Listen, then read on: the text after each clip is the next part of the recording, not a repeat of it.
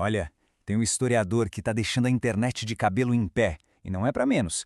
As previsões que ele faz são assustadoramente precisas. E o mais curioso, ele não se diz vidente nem nada do tipo. O método dele se baseia numa ideia muito poderosa, a de que a história, no fim das contas, se repete. Vamos tentar entender o porquê. Presta atenção nessa frase. O mundo como o conhecemos pode mudar nos próximos meses. Parece roteiro de filme de ficção científica, né? Mas não é. Isso é um alerta bem sério vindo de um acadêmico. E aí, a gente fica pensando, o que será que ele sabe que a gente ainda não percebeu? Então, quem exatamente está fazendo uma afirmação tão ousada assim? Bom, o nome por trás disso é o de um professor que virou um fenômeno na internet quase que da noite para o dia. O professor Jean Stuyvesant. Então vamos lá, para a gente conseguir entender a previsão, primeiro a gente precisa entender quem é a pessoa por trás dela, certo? Afinal, quem é esse tal de Jean Stuyvesant? Olha, o currículo do cara é de peso. Nascido na China, hoje cidadão canadense, historiador formado em Yale, e a especialidade dele é bem específica, civilizações e ciclos de poder. Mas o curioso é que a fama dele não veio do meio acadêmico não, veio de aulas online, num estilo bem direto ao ponto. E a grande sacada dele?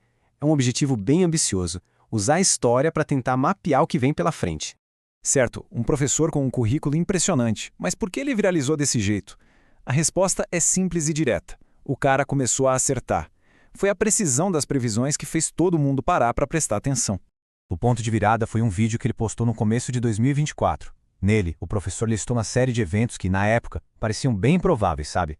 Só que aí, para surpresa de muita gente, as coisas que ele previu começaram a acontecer, uma por uma.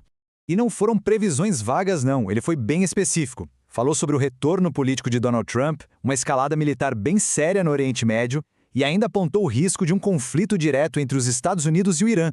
Conforme a realidade começou a se alinhar com as palavras dele, a credibilidade online, claro, explodiu. Isso nos leva ao centro de tudo, o método. Não é bola de cristal, é um sistema. Como ele faz isso? Ele chama de história preditiva. E é aqui que a gente começa a desvendar esse código. A lógica por trás é a seguinte: a tecnologia muda, a cultura muda, mas as estruturas de poder, a forma como as nações se comportam, tendem a seguir padrões bem previsíveis. Então o que ele faz é analisar a ascensão e a queda dos grandes impérios da história para identificar esses padrões. É quase como encontrar um código oculto nos acontecimentos. E a lógica do método é bem direta. Dá para resumir em 3 passos. Primeiro, as sociedades operam dentro de limites estruturais. Segundo, os líderes ao longo do tempo acabam enfrentando dilemas muito parecidos. E terceiro, que é o ponto-chave, as grandes potências tendem a repetir os mesmos erros que os impérios do passado cometeram. De repente, a história deixa de ser só sobre o passado e vira uma espécie de mapa do que pode vir a acontecer. E aqui está o gatilho, o sinal de alerta que ele identificou. Toda vez que as instituições começam a perder a confiança do povo e as elites, quem está no poder, começam a se dividir e brigar entre si, pronto, o cenário está montado para uma grande crise. E o argumento dele é que a nossa época tem exatamente essas características. Certo, já entendemos o método. Agora vamos ao que interessa, o futuro. O modelo do Stillwalking aponta para um ano específico, mas não como o fim do mundo, nada disso. Ele chama de um ponto de convergência perigoso, onde múltiplas crises podem acabar colidindo. E esse ano é 2026. É muito importante entender. Ele não está prevendo um único evento, tipo um meteoro caindo. A palavra-chave é convergência.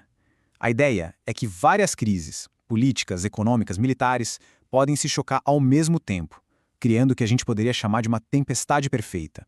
No centro dessa hipótese está o Oriente Médio, e especificamente a tensão entre os Estados Unidos e o Irã. Ele acredita que um conflito nessa região tem o potencial de redesenhar completamente o mapa geopolítico global. Para explicar essa ideia, ele usa uma analogia histórica fascinante.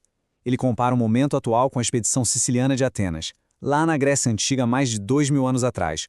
O ponto dele é mostrar um padrão perigoso. Quando o império está no auge, o excesso de confiança pode levar a erros de cálculo catastróficos. Isso leva ao conceito que ele chama de armadilha estratégica. É aquele conflito que começa parecendo pequeno, controlável, com objetivos limitados, mas que, de repente, cresce, começa a consumir recursos e energia e se transforma numa crise da qual a potência que iniciou não consegue mais sair facilmente.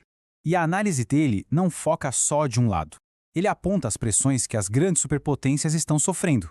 De um lado, os Estados Unidos, com esse risco do excesso de confiança estratégica, do outro, a China, que enfrenta uma bomba relógio interna, uma dívida massiva e uma população que está envelhecendo rápido demais. E essa tempestade perfeita se forma com outros ingredientes: a instabilidade nos mercados de energia, o aumento do controle social através da tecnologia e a fragilidade das nossas cadeias de suprimentos globais. Cada um desses fatores adiciona mais uma camada de risco nessa convergência. Naturalmente, com a viralização dessas ideias, surgiu um debate intenso. O que ele faz é uma análise genial ou ele é só um mestre em contar uma boa história? E as reações se dividiram basicamente em dois grupos. De um lado, os apoiadores, que o veem como um analista brilhante que realmente conseguiu decifrar um código na história. Do outro lado, os céticos, que argumentam que ele é um excelente contador de histórias que transforma o caos da história em uma narrativa talvez simples demais. E talvez o maior trunfo dele seja exatamente esse, a comunicação. Em vez de usar jargões técnicos e acadêmicos, ele usa exemplos históricos que todo mundo conhece. Isso torna ideias muito complexas em algo acessível para um público bem amplo, especialmente na internet. E isso nos deixa com a grande pergunta no centro de tudo. O que Dean Stuyvesant faz é só uma análise de dados, fria e objetiva.